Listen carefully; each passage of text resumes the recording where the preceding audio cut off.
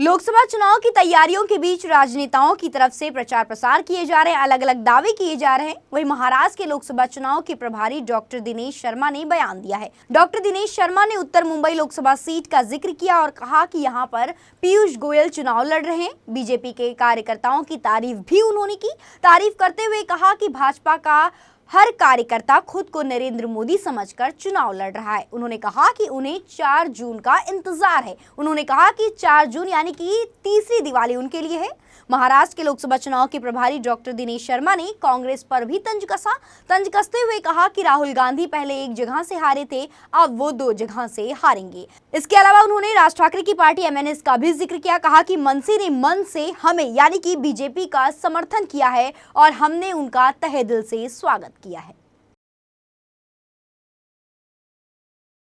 द्वितीय चरण की 8 सीटों पर महाराष्ट्र में मतदान भारतीय जनता पार्टी के पक्ष में बड़े उत्साह के साथ में हो रहा है और जैसा प्रथम चरण में विदर्भ क्षेत्र में अप्रत्याशित रूप में भारतीय जनता पार्टी के पक्ष में सभी सीटों पर उत्साह के साथ मतदान हुआ था, आज मैं समझता हूं कि उससे भी ज़्यादा उत्साह आज के जो मतदान है उसमें है और इसका कारण मोदी जी के नेतृत्व में एक तीसरी बार फिर से सरकार बन जाए, इसका निश्चय मैं समझता हूं कि अन्य प्रदेशों की तरह महाराष्ट्र में भी चुनाव यहाँ की जनता ने अपने हाथ में ले लिया है। पॉलिटिकल पार्टी चुनाव नहीं लड़ रही है, यहाँ पर जो चुनाव है वो जनता लड़ रही है और मैं समझता हूं कि जितनी सीटें हैं उन सीटों पर जो 43 सीटें हैं, अगर हमारे किसी कार्यकर्ता से आप पूछेंगे कि हमारा प्रत्याशी कौन, तो एक ही जवाब मिलेगा कि हमारा प्रत्याशी नरेंद्र मोदी। इस सीट पर, उत्तर मुंबई की सीट पर, मैं समझता हूं कि हमारे देश के सर्वोच्च संस्था राज्यसभा में हमारे पार्टी के नेता और अपने सरल स्वभाव के कारण जिनकी लोकप्रियता पूरे देश में है, आदरणीय पीयूष गोयल जी यहाँ पर लड़ रहे हैं। कार्यकर्ताओं में लोकप्रियता और जनता में विश्वसनीयता, ये उनका एक गुण है और मैं समझता हूँ इस लोकसभा में भी एक पक्षी चुनाव यहाँ पर दिख रहा है। जहाँ सीटें नहीं घोषित हैं, जल्दी से जल्दी हमारा जो तृतीय चरण के शुरुआत में ही वो सीटें की घोषणा हो जाएगी। कल देवेंद्र फडणवीस जी एक विधिवत एक समारोह में, कार्यकर्ताओं के समागम में चुनाव अभियान का और अधिक सुचारू रूप से चले इसका आगाज करने वाले हैं। हर कार्यकर्ता बीजेपी का अपने आप को नरेंद्र मोदी जी समझकर चुनाव कर रहा है और बीजेपी 48 सीटों पर चुनाव लड़ रही है। हर सीट पर जो हमारे मित्र पक्ष हैं उनमें भी बीजेपी बड़े भाई का रोल अदा कर रही है और उनकी सीटों पर भी अग्रता हासिल करके वो चुनाव लड़ रही है।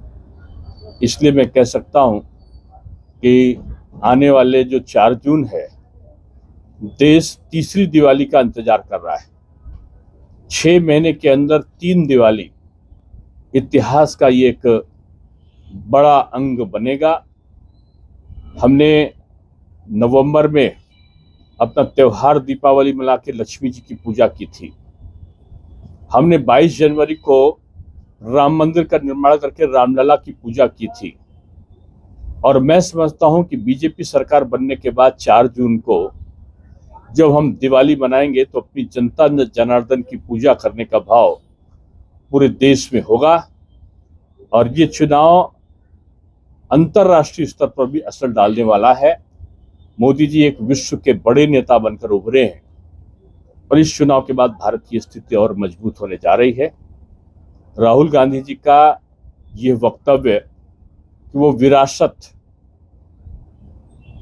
को भी बांट देंगे, मनमोहन जी कहते थे कि पहला अधिकार अल्पसंख्यक का, और राहुल जी कह रहे हैं कि जो बचत करके रखा है उसकी हम स्क्रीनिंग कराएंगे।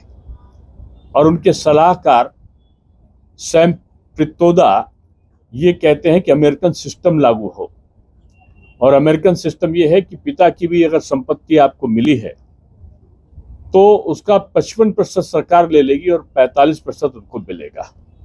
राहुल जी कहते हैं जो सरकार लेगी वो अल्पसंख्यक में बांट देगी।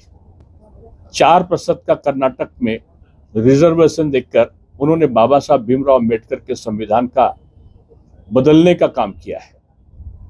4% के बाद वो पूरे देश में अल्पसंख्यक को अगर वो आरक्षण देते हैं तो बाबा साहब भीमराव अम्बेडकर की इस इच्छा कि संविधान में केवल जाति आरक्षण होगा, संप्रदाय के आधार पर आरक्षण नहीं होगा, उसका अपमान होगा।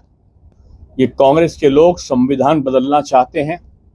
बाबा साहब भीमराव अम्बेडकर की सदिच्छा के बाद भी ये एससी और ओबीसी के, आदिवासी के आरक्षण को काटकर अल्पसंख्यक को देना चाहते हैं। इस समाज में विग्रह पैदा करना चाहते हैं। प्रधानमंत्री मोदी जी जो गरीब है उसको संप्रदाय या जात के आधार पर नहीं, राशन सबको, टॉयलेट सबको, मकान सबको, सम्मान निधि सबको, सुरक्षा कवच सबको, यानी सबका साथ सबका विकास, सबके लिए प्रयास पर काम कर रहे हैं। और राहुल जी बांटो छांटो डांटो और राज करो का सपना देख रहे हैं। तो मैं समझता हूं ये चुनाव राष्ट्रवाद और परिवारवाद के में हो रहा है। ये चुनाव में एक तरफ राम को, भगवान राम को मानने वाले, अंबेडकर जी का सम्मान करने वाले लोग हैं, दूसरी तरफ चुनाव में अंबेडकर जी को 2 बार हराने वाली कांग्रेस और राम को काल्पनिक बताने वाली कांग्रेस और उसको सहयोग करने वाले उद्धव पक्ष की शिवसेना है, जिसने अपना चोला राम नाम का उतार दिया है। तो मैं समझता हूं कि इसमें राष्ट्रवादी ताकतें विजय होंगी। यही सब करने के लिए मैं अभी तक जो पूरा महाराष्ट्र है, लगभग मैं उसमें 28 सीटों पर लोकसभा पर मेरा जाना हुआ है, और मैं कह सकता हूं कि महाराष्ट्र इस बार मोदी तूफान या मोदी मैजिक से आच्छादित है।